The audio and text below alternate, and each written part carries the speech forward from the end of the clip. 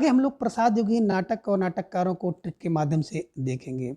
बात करते हैं हम लोग जयशंकर प्रसाद ऐतिहासिक नाटककार के रूप में बहुत प्रतिष्ठित हैं, प्रसिद्ध हैं। ये किसी भी हिंदी के छात्र को बताना नहीं पड़ेगा।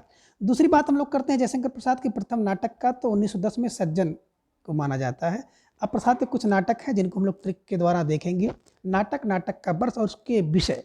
तो देखिए सबसे पहला जो नाटक है सज्जन 1910 में, और सज्जन कथा महाभारत से ली गई है। तो ट्रिक बना लीजिए, सज्जन कितने बोले 10 जन, सज्जन 10 जन, और सज्जन का कथानक क्या है महाभारत। महाभारत में देखते होंगे 10 लोग, 10 जन क्या है सज्जन है, 10 जन सज्जन कहाँ महाभारत में। तो सज्जन 10 जन कहाँ बोले महाभारत से, है ना, महाभारत में। तो इससे आप इसको याद कर लीजिएगा। दूसरा नाटक है कल्याणी प्रलय 1912। कल्याणी प्रलय और चंद्रगुप्त व सेल्यूकस की कथा का वर्णन किया गया। कैसे याद करेंगे, देखिए प्रलय, कल्याणी ने प्रलय किया कब बोले दोबारा, 12 को दोबारा कर लीजिए। 10 जन सज्जन हुए और दोबारा क्या हुआ, कल्याणी ने प्रलय किया। तो कल्याणी प्रलय और चंद्रगुप्त सेल्यूकस की कथा इसमें वर्णित है। आगे बात करें तीसरा नाटक करुणालय। करुणालय 1912 हरिश्चंद्र विश्वामित्र का पौराणिक आख्यान इसमें है। कैसे याद करेंगे, तो देखिए करुणा क्या होती है, दोबारा करो, करुणा दोबारा, कल्याणी प्रलय दोबारा किया और करुणा दोबारा किए। देखिए कभी कभी होता है ना कि हम लोग दोबारा दया कर देते हैं किसी के बार, कहता है ना कि दोबारा एक बार और कर दो, है ना। तो हरिश्चंद्र विश्वामित्र की कहानी पर है और करुणा दोबारा होती है। फिर देखिए प्रायश्चित की बात करें तो प्रायश्चित 13 प्रायश्चित। कोई गलती कर दो, कोई हो जाए, भूल चूक हो जाए तो क्या कर देते हैं, उसको प्रायश्चित कर देते हैं। तो 13 प्रायश्चित है ना। इसमें क्या है, जयचंद के मूर्खतापूर्ण कुचक्र के कारण जो है पृथ्वीराज का अंत दिखाया गया है। ठीक है, आगे देखिए बात करते हैं पांचवा नाटक राजश्री और 1915 हर्ष चरित्र तथा चीनी यात्री जो है हमें के ऐतिहासिक वर्णन किया गया है। कैसे याद करेंगे, तो देखिए राज पर श्री प्राप्त करी, विजय श्री कितने मिली बोले 15 राज पर।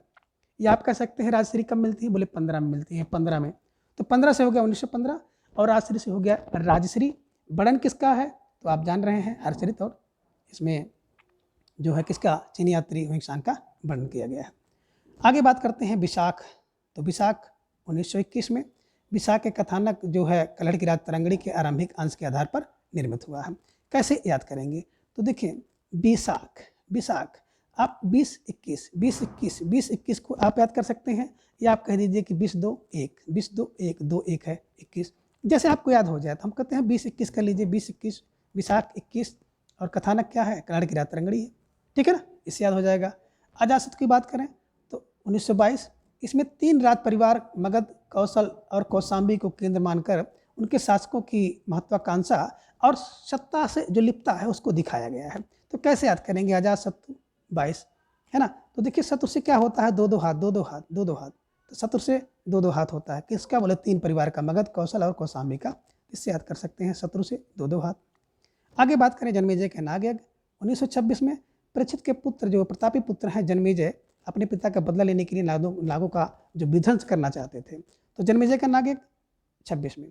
तो देखिए जन्मेजय जब नागयज्ञ करते हैं तो कितने नाग आते हैं बताए भैया, जन्मेजय की नाग यज्ञ में 26 नाग परीक्षित है ना, परीक्षित ने किया था।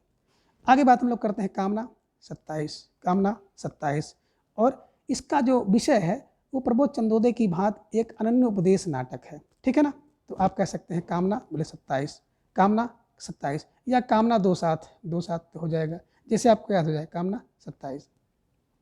आगे देखिए स्कंदगुप्त है 28, स्कंदगुप्त 28 है ना। स्कंद कितने बोले 28 स्कंद। तो इसमें कुमार गुप्त के विलासी साम्राज्य की स्थिति का चित्रण किया गया है, जहां आंतरिक कलह, संघर्ष और विदेशी आक्रमण के फलस्वरूप उसके भावी क्षय के लक्षण प्रकट होने लगते हैं, है ना, उसका वर्णन किया गया है।